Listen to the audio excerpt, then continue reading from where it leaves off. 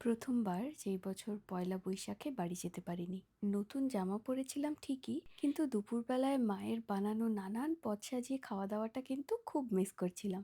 আর চটজলদি স্পেশাল যা বানানো যায় তাই বানিয়েছিলাম। কাজু আর কিশমিশ ঘিয়ে ভালো করে ভেজে ভাত দিয়ে দিয়ে দিয়েছিলাম বেশ অনেকটা স্যাফরন। ফ্রাইড রাইস বানানোর জন্য অত সবজি কাটাকাটির ঝামেলা না করতে চাইলে আমার কিন্তু এই কেশর পোলাওটা বানাতে বেশ ভালো লাগে। শেষে অল্প একটু গরম মশলা ছড়িয়ে সব কিছু বেশ ভালো করে নেড়েচেড়ে নিয়েছি।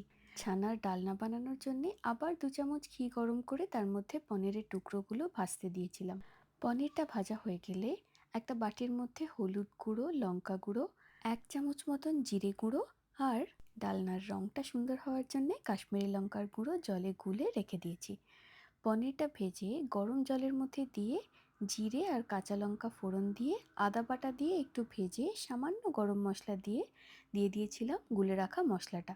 একটু কষে সামান্য চিনি দিয়ে ভিজিয়ে রাখা পনিরটা দিয়ে একটু কষে বেশ তেল ছেড়ে আসলে দিয়ে দিয়েছিলাম কয়েকটা কারি পাতা আর গরম জল। মশলার সাথে পনির বেশ ভালো করে মিশিয়ে ফুটে গেলে নামিয়ে নিয়েছি। এই রান্নাটা করতে সেই দিন খুব বেশি হলে আধ ঘন্টা লেগেছিল। এখন বাড়ি যেতে না পারলেও অনেক কিছু রান্না করি, তবুও সেই দিন এই রান্না দুটো যেন অমৃতর মতন লাগছিল।